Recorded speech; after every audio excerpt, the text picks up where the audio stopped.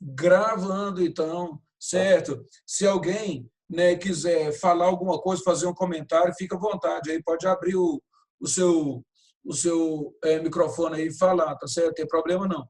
Né? Então, agora nós temos aqui, né, esse segundo parágrafo aqui, a gente continua falando sobre essa América Latina, que teve um crescimento bastante forte dessa esquerda, né, que antes o pessoal falava assim, é, nós tínhamos um governo assim mais de direita e às vezes ultradireitista, né? Aquele dia nosso presidente falou, foi designar, foi escrever, foi falar sobre o que era ultradireitista, acabou falando esquerda, mesmo confundiu lá, né? E hoje aqui no Brasil nós temos o quê? O que é esquerda, o que é direita? Às vezes se confunde mesmo, mas vamos a esse momento histórico aqui, né? Então, segundo parágrafo aí. Hoje, o que se observa na América Latina é um boom de partidos esquerdistas, fenômeno denominado por alguns estudiosos de onda vermelha. Quem gosta de sublinhar, sublinha aí, certo? Sublinha aí essa onda vermelha aqui, ó. Tá vendo aí? Onda vermelha. Então, isso aí, quando o pessoal fala em onda vermelha, nós temos o quê? Nós temos muitos países, né, fazendo suas eleições e elegendo governos que o pessoal, no primeiro momento, chamaria de esquerda, mas quando fala onda vermelha, esse vermelho aí significa, né, uma referência à bandeira lá da antiga União Soviética e tal, né? Então, o pessoal gosta de falar vermelho aí, então é uma ideia, né, que a União Soviética ainda está aqui, ou que esse pessoal da esquerda é todo mundo socialista, comunista e tal, né?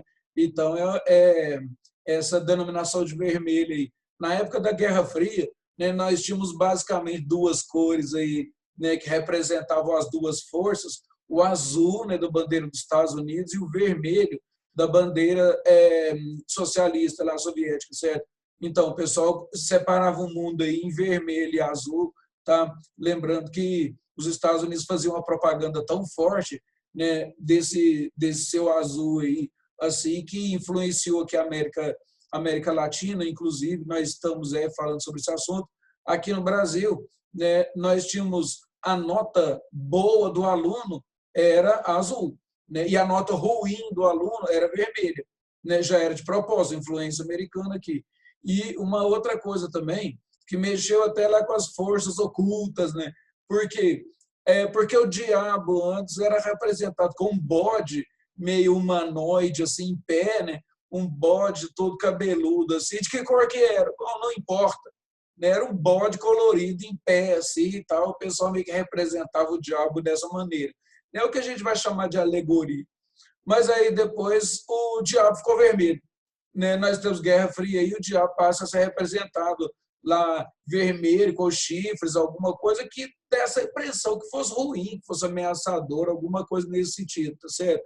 Então, colocou lá a imagem de um diabo, que agora nem necessariamente precisa ser um bode, né? Mas tem que ser vermelho. Né? Então, essa aí, a onda vermelha, nós temos vários países, né, elegendo governos de esquerda. Tá? Então, agora, nós temos aqui esse outro parágrafo. Onda vermelha. Vamos continuar, porque aqui está falando de neoliberais. Esse fato pode ter sido dito como uma provável resposta ao fracasso da sociedade dos sistemas econômicos neoliberais. Quando fala assim esse provável fracasso aí, assim, certo? Né? Na verdade, não é bem um fracasso, mas o pessoal sempre dizia o seguinte, né? A galera que vai se chamar aí de esquerda.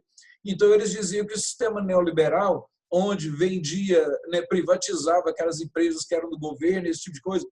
Então, nessa privatização aí, deixava muita gente desempregado. Quando essas empresas grandes eram do governo, as pessoas tinham emprego, esse tipo de coisa. Né? Na venda dessas empresas aí, os empresários que compram acabam mandando embora 40% dos funcionários, né, e tal. Então, essa é a questão de decadência de governos neoliberais. O pessoal da esquerda mais fala de decadência por causa disso. Mas quem vende essas empresas, o governo que vende, justifica de outra forma. Né? Você pode aí fazer seu julgamento. né? O governo que vende diz que a empresa sempre estava dando prejuízo, né? Lá dentro tinha funcionário demais, né? E aí depois os preços não eram competitivos, os preços do produto final aí no mercado. Então, o que nós temos? Nós temos um governo com uma empresa gigante, com empregados demais e que sempre tem que colocar dinheiro nela para ela não falir. Então, quando o governo vende essas empresas, quem compra vai tentar resolver os problemas da empresa. E aí um dos problemas é o excesso de funcionários, né? Então, manda realmente os funcionários embora.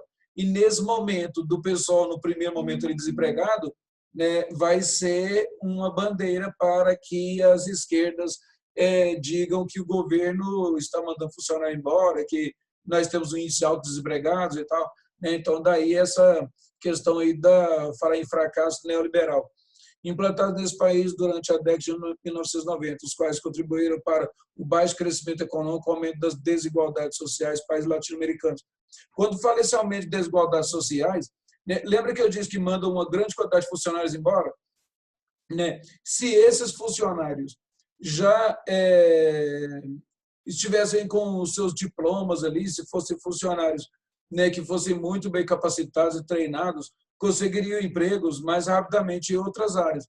Mas acontece que não são bem treinados, muitos não têm um estudo nem básico ali, e aí o que acontece? Eles demoram para encontrar outros empregos, e aí essa ideia de que aumenta as desigualdades sociais.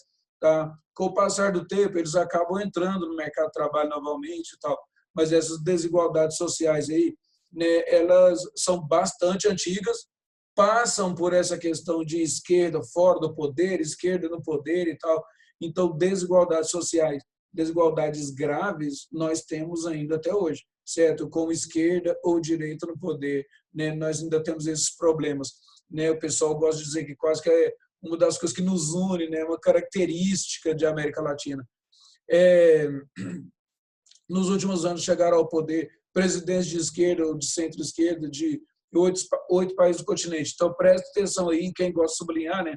Brasil, né? Lula, que era considerado totalmente esquerda, depois Dilma Rousseff. Né? No primeiro momento, o Lula era bastante radical na época das eleições, e aí ele não ganhava, né? Porque era radical demais. Depois ele mesmo brincava, virou Lulinha, paz e amor. Né? Aí ele conseguiu, né? Mas ainda representava a esquerda, evidentemente, os Estados Unidos morriam de medo dele. E depois nós tivemos aí a eleição de Dilma Rousseff, que era uma presidenta lá que mais ou menos seguia, né, a linha, né, de trabalho do Lula. Depois na Argentina, Cristina Kirchner, Equador, Rafael Correa, né, o Uruguai, José Mujica, né, um presidente meio folclórico, assim, certo? Né? Não vou dizer folclórico demais, não apareceu demais, porque ele era encoberto e, assim, às vezes, por algumas ações do Hugo Chávez e tal, né? Que era mais irreverente, assim, né? Eu falei irreverente, algumas pessoas iam chamar ele de louco, né? Então, o José Mujica também bastante interessante, ia trabalhar lá no Palácio, chegava lá com um fusquinha daqueles antigos mesmo, assim, certo? Então, teve um primeiro momento lá que ele chegou e uma pessoa lá da portaria não deixou entrar, alguma coisa nesse sentido. Tá? Então, José Mujica. Depois, Paraguai, que é ex-presidente Fernando Lugo, né? O presidente Fernando Lugo aí até houve um processo de impeachment contra ele, deu um problema bastante grave lá, né? Tá certo? Inclusive, esse problema com o Fernando Lugo aqui tem alguma coisa explorada na nossa prova lá, certo? Depois, Nicarágua, Daniel Ortega, devendo ser destacados Venezuela, Hugo Chávez e Nicolás Maduro. Né? Então, Hugo Chávez, Venezuela, esquerda, e aí, né, sempre aquela ideia de Hugo Chávez brigar com os Estados Unidos, né, querer que houvesse lá um incidente internacional. O Hugo Chávez sempre tentou cortar relações com os Estados Unidos, certo? Por que disso? Porque existiam contratos de exploração de petróleo e exportação de petróleo, onde os Estados Unidos levavam grande vantagem. Né? E Hugo Chávez, entrando no poder, ele queria fazer o quê? Ele queria brigar com os Estados Unidos, certo? Ele queria ter um incidente grave com os Estados Unidos, cortar relações, porque aí cortariam os contratos. Depois eles iriam renegociar né, a aproximação dos dois países, com a Venezuela ganhando muito mais dinheiro pelo petróleo que ela exportava.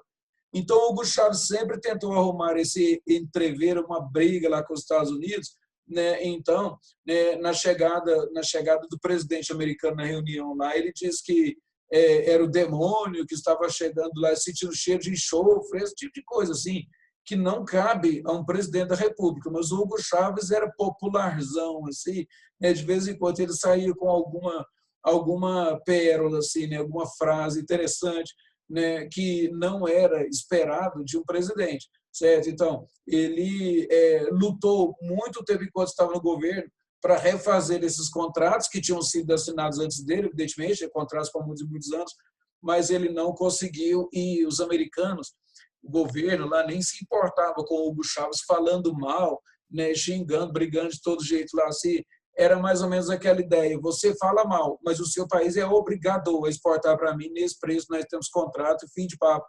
Então, o Hugo Chávez não conseguia fazer com que eles tivessem realmente uma briga só falando, entendeu? Então, teria que ter uma ação mais forte. Como não ocorreu, a Venezuela continuou exportando para os Estados Unidos, tá certo?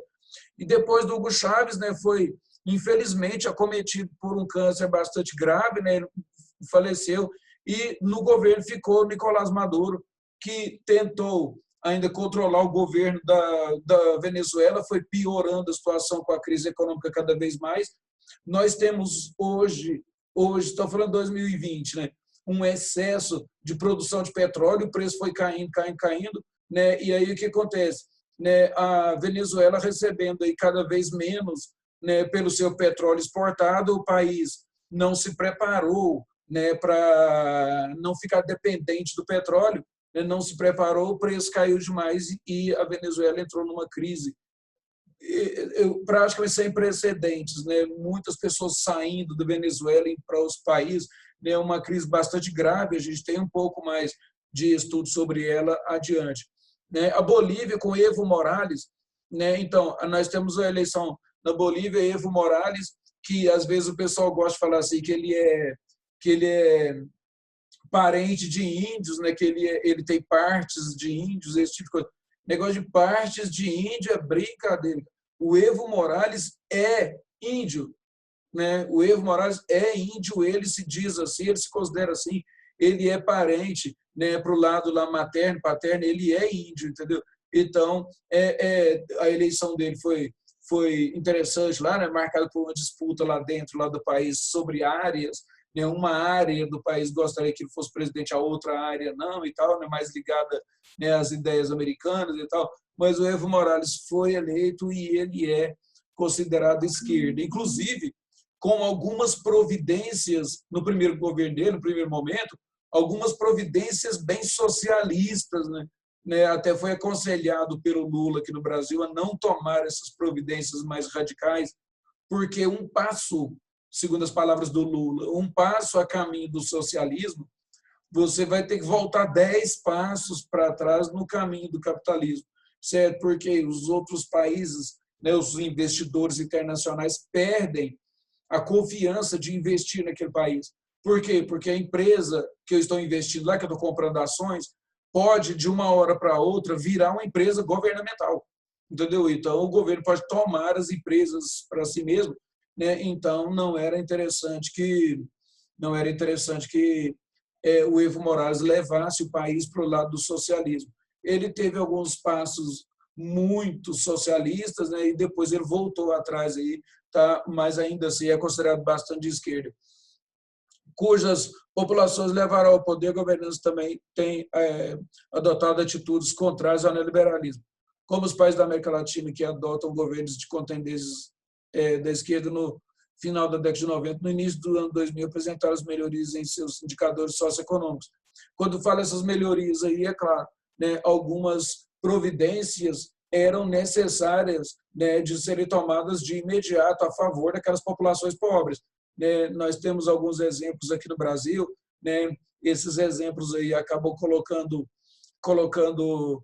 o presidente Lula e perdão, acabam colocando o presidente Lula como populista, um presidente popular e tal, né? Mas naquele momento, né, de governo deles lá, se isso é de início do governo Lula, por exemplo, nós temos indicadores econômicos mundiais aí que favoreciam, né, o nosso país aqui, sim, certo? Então nós tivemos realmente uma melhoria das condições, melhorou a vida do pobre, né? Então aí esses governos passam a ser conhecidos como populistas ou até mesmo populares, né, apoiados por grande parte da população, né? O pessoal vai dizer, começa com aquela brincadeira de pai dos pobres, né, pai dos pobres, como se nós estivéssemos na época de Getúlio Vargas, né? O pessoal gostava de falar assim.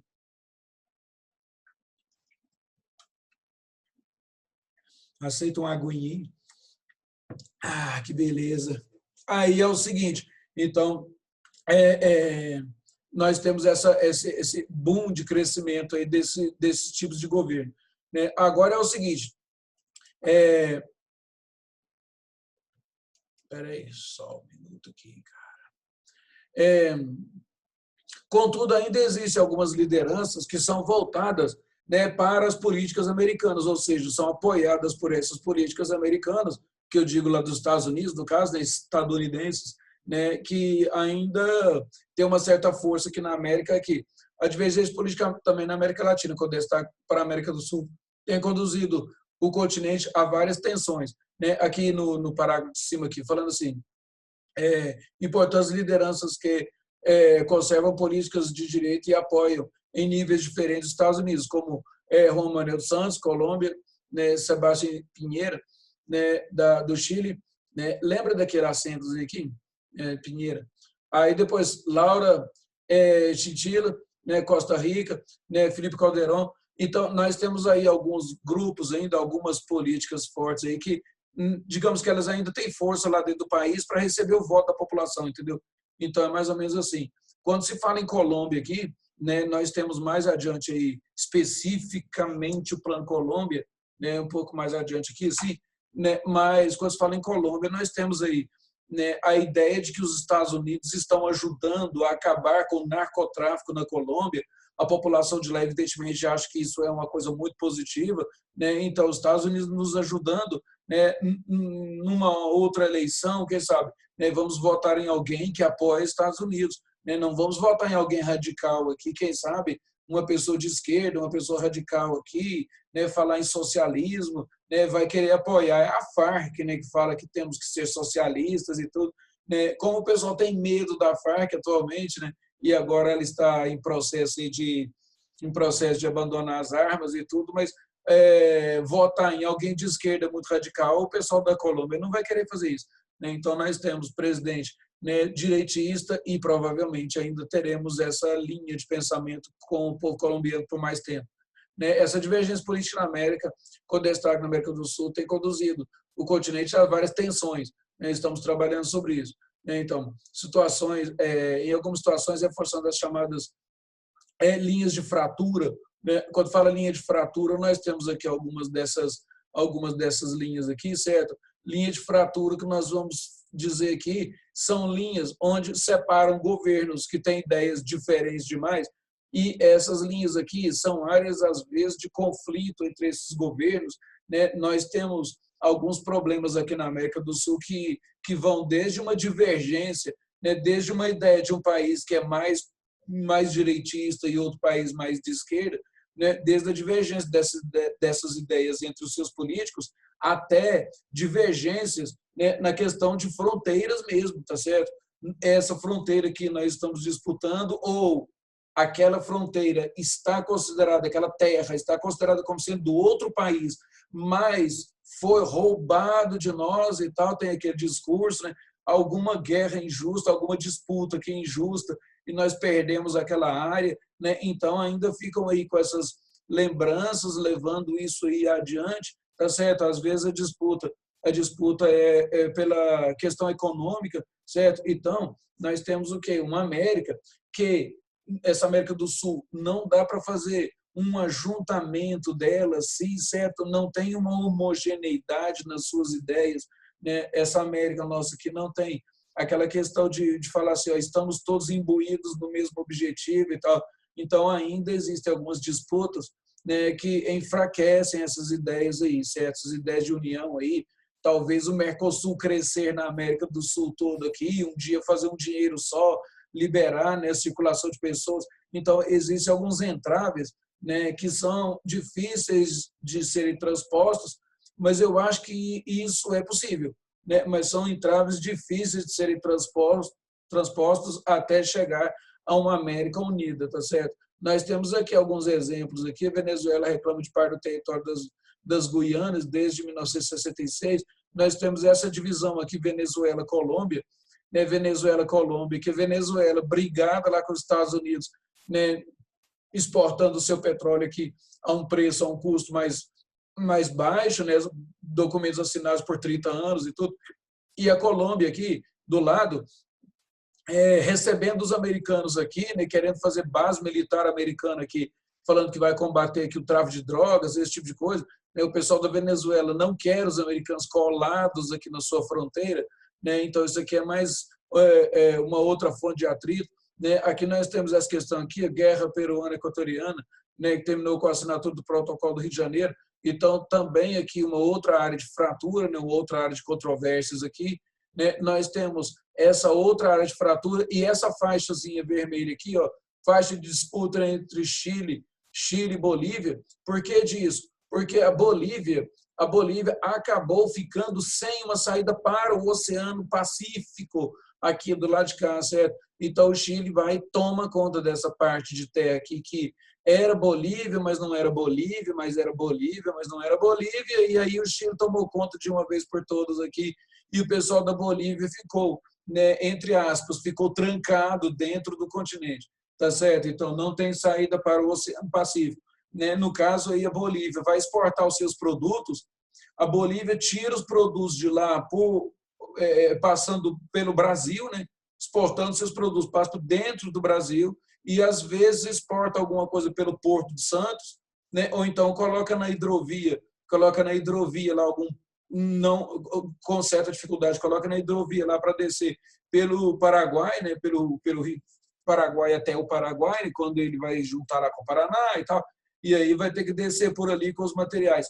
Imagine se a Bolívia tem esta saída aqui diretamente para o Oceano Pacífico, né, esse pedacinho de terra, né, seria muito importante para a Bolívia. E um outro detalhe, a Bolívia estaria agora com as suas terras de frente para o grande mercado mundial aqui, que é o Oceano Pacífico. Você, de frente para o Oceano Pacífico, negocia muito mais facilmente com a China, né, que é a menina dos olhos, é o objetivo do mundo inteiro, negociar com a China, né, que tem hoje uma parte da população, pode ser considerada relativamente pequena, né, uma parte da população comparado com o resto da China, uma parte da população na sua costa leste, né, que é capitalista, que é uma potência mundial, e em alguns anos o mundo espera que o resto da China inteiro, né, aquele resto de 1 bilhão de pessoas que ainda é socialista, se tornem capitalistas. Imagina todas essas pessoas, todas elas comprando produtos, né? O que é que vai ser o mercado consumidor da China? Se eles continuarem com o capitalismo forte para o interior da China, igual está o capitalismo forte desde no litoral, né, seria uma coisa incrível, né? Então seria uma coisa assim, fantástica, né? A economia deles passaria totalmente, né, como um trator lá sobre a economia dos Estados Unidos, né? A economia da China hoje é forte, mas o interior, né, ainda tem uma parte lá socialista que está aos poucos se tornando capitalista. Então o mundo inteiro, né, virado para o Pacífico teria talvez uma facilidade maior em comercializar com eles, tá certo? Né, aquela primeira aula que nós vimos lá hoje, né, nós temos aquela reportagem lá dizendo que os países voltados para o Atlântico, né, ficam com economias um pouco mais decadentes comparado, né, o nível de desenvolvimento comparado com o pessoal voltado para o Pacífico aqui na América do Sul, que tem um comércio, né, digamos, frente a frente com a China ali, né? Então, frente a frente com o Japão, com a Austrália, né, que seria interessante negociar com eles, né? Então, esse pedacinho de terra aqui para a Bolívia seria muito importante e talvez eles até possam reivindicar isso aí há algum tempo, certo? Reivindicar essa parte. né? Então, nós temos depois a outra parte aqui, né? Os conflitos, deixa eu ver aqui, isso mesmo. Depois, os conflitos que observamos no mapa anterior são decorrentes de questões territoriais que remontam ao século XIX, em sua maioria. Então, quando fala em questões territoriais, aí, ó, estamos falando do século XIX. Né? Por que especificamente? Porque você tem ali aquele momento onde nós tivemos as independências aqui na nossa América do Sul, né? Então, esses países aí independentes, né, você vai ter aquelas disputas entre eles. Tipo assim, nós todos somos colônias da Espanha, né? Qual é a diferença aqui, a exceção aqui de Brasil e tal. Mas nós todos, né, a grande maioria, somos descendentes somos colônia da Espanha. Então, aquela divisão entre uma colônia espanhola e uma colônia espanhola, né, não era tão importante. Agora, esses países, essas regiões aqui se tornando independentes, né, nós estamos lá, a história importante lá de Simão Bolívar, né, a independência dessas áreas aqui, quando você não tem mais, né, a metrópole Espanha comandando isso aqui tudo, nós vamos formar países, certo? Então, o meu país vai até ali, né, até aquela divisa lá. Não, aí já é meu. Quer dizer, aí os países começam a ter atritos entre eles, porque enquanto eram todas colônias aqui, não importava os nomes, até onde que ia, era tudo Espanha e pronto.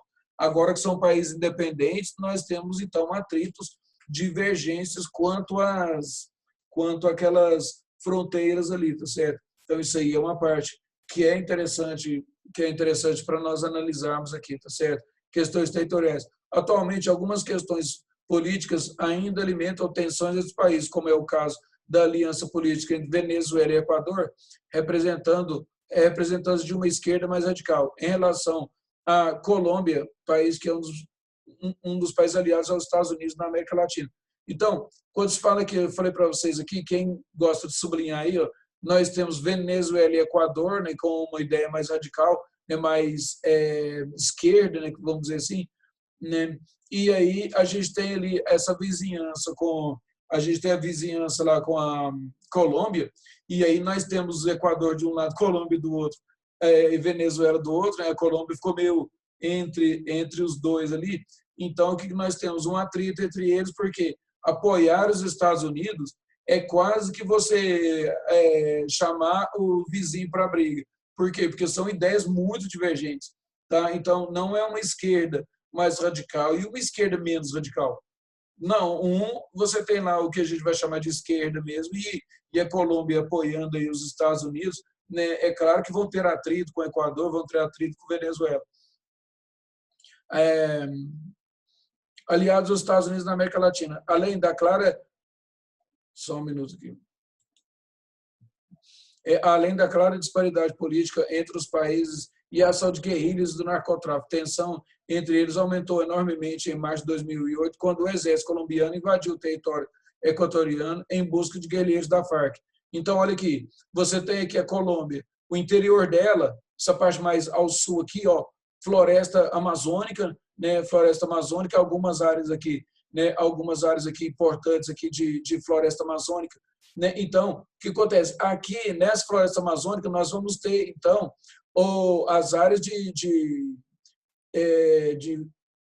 fixação aqui, as áreas de esconderijo, digamos assim, do pessoal da Farc.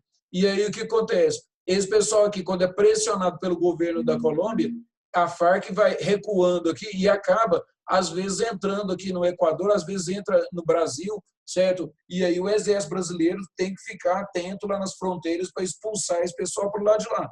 Tipo assim, resolva dentro do seu país aí o seu problema, né? Então, aí o que acontece? O pessoal da Colômbia entra com o exército aqui dentro do espaço que é do Equador. E aí é claro que vai gerar atrito. Tipo assim, você tem aí os seus problemas, né? Agora, você entrar com o exército, com as forças armadas dentro do meu país, procurando quem? Não importa. Você entrou com o exército armado dentro do meu país, não tem autorização, não tem nada. Como é que você vê tropas de outro país entrando dentro do seu país, trocando tiro com a Farc, certo? Trocando tiro aí, pode acertar no pessoal da minha população aqui, pode invadir uma cidade, pode ter uma carnificina aqui, certo? então vocês não podem entrar com seu exército dentro do Equador. Mas a Colômbia fez isso. E é claro que vai ter aí, a partir daí, um atrito entre eles, mais uma divergência, mais uma, digamos, uma não união, né? Mais um motivo para desunião aqui da América do Sul. A reação do governo do Equador foi imediata e prontamente apoiada pela Venezuela. Por quê? Porque a Venezuela também, né, contra a Colômbia e nas suas ideias.